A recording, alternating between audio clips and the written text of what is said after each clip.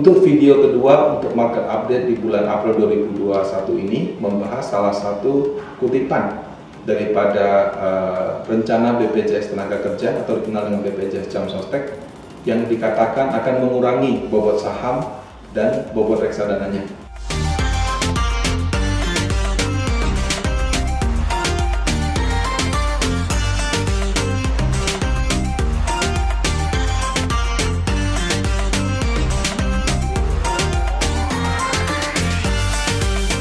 Jadi pernyataan itu memang keluar dalam suatu rapat dengar pendapat antara BPJS Jam Sostek dengan Komisi 9 DPR pada tanggal 30 Maret 2021. Di paragraf kedua di dalam kutipan ini yang saya ambil, dituliskan dia itu adalah pendapat dari BPJS TK, menuturkan porsi investasi di instrumen beresiko seperti saham dan reksadana bakal dikurangi.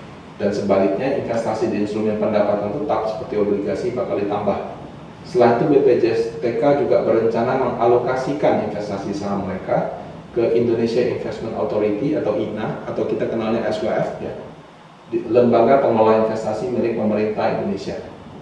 Nah, jadi memang judul yang ini sempat dikutip oleh banyak media dan menjadi berita headline cukup besar. Ya. Kenapa? Karena mereka merupakan pengelola dana terbesar di Indonesia. Untuk tahun 2020, kalau saya tidak salah, total dana yang dikelola BPJS TK sudah mencapai 489 triliun. Sebagai gambaran, semua manajer investasi Indonesia digabung, itu baru sekitar 500 triliun. Nah, kemudian di bawah lagi ada kutipan.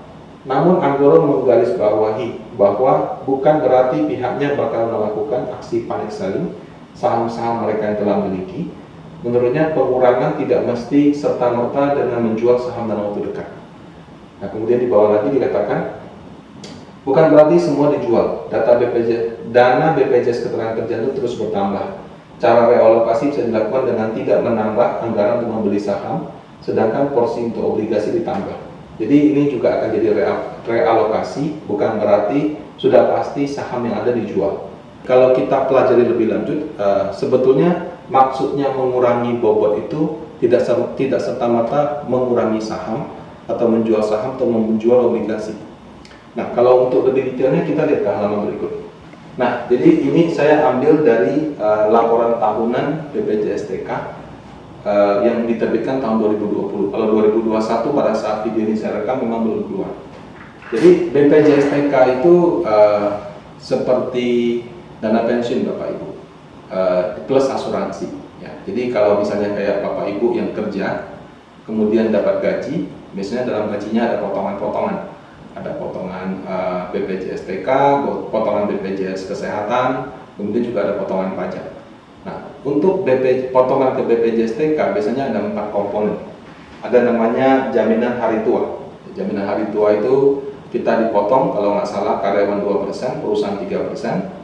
Ada jaminan kematian, jaminan kecelakaan kerja. Jadi kalau misalnya kita meninggal pada saat sedang melakukan pekerjaan, ya, atau karena kecelakaan kerja, nah itu juga ada jaminan kematiannya. Dan kalau misalnya cacat total juga ada jaminan kecelakaan kerjanya. Kalau ini seperti asuransi, kalau kita meninggal atau kecelakaan kerja ya diganti, kalau baik-baik saja ya sudah hangus. Kemudian beberapa tahun lalu ada tambahan satu lagi namanya jaminan pensiun. Jaminan pensiun itu bedanya sama jaminan hari tua. Kalau jaminan hari tua itu pada saat kita pensiun keluar sekaligus. Kalau jaminan pensiun itu pada saat kita pensiun, dia akan bayar kita per bulan sampai dengan kita meninggal, ya, dengan angka yang sudah ditentukan. Nah, jadi ada jaminan hari tua, ada jaminan pensiun. Nah, kalau jaminan hari tua dan pensiun ini kayak investasinya, kita titip dikelola sama BPJS TK, kemudian pada saat kita pensiun bisa kita ambil. Sebetulnya ini juga sudah seperti persiapan pensiun secara tidak langsung. Yang bayar BPJS TK siapa? Di sini ada tanda tenaga kerja. Tahun 2015 ada 19 juta, 2016 27 juta, 2017 26 juta, 2018 30 juta, 2019 34 juta.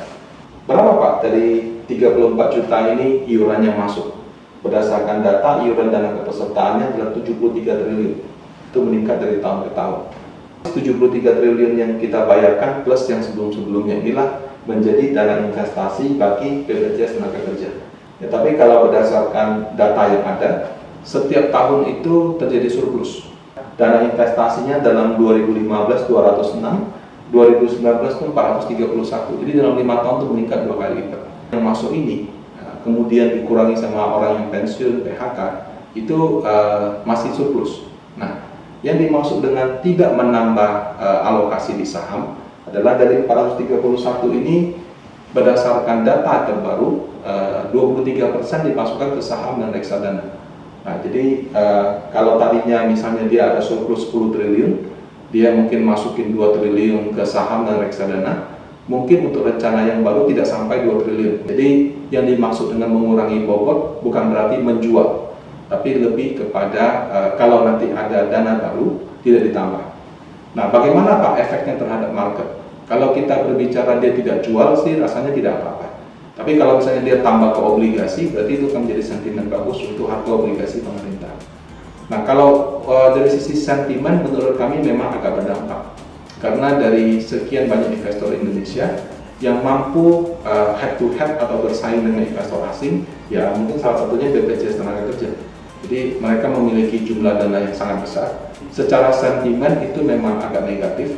Tapi kalau secara aliran uang, karena tidak ada rencana menjual, menurut kami tidak ada efeknya terhadap penurunan harga. Ya, mudah-mudahan kalau misalnya kondisi pasarnya sudah membaik, di mana yang tadinya unrealized loss sekarang sudah jadi unrealized profit, mudah-mudahan rencana mereka mengurangi bisa ditangguhkan.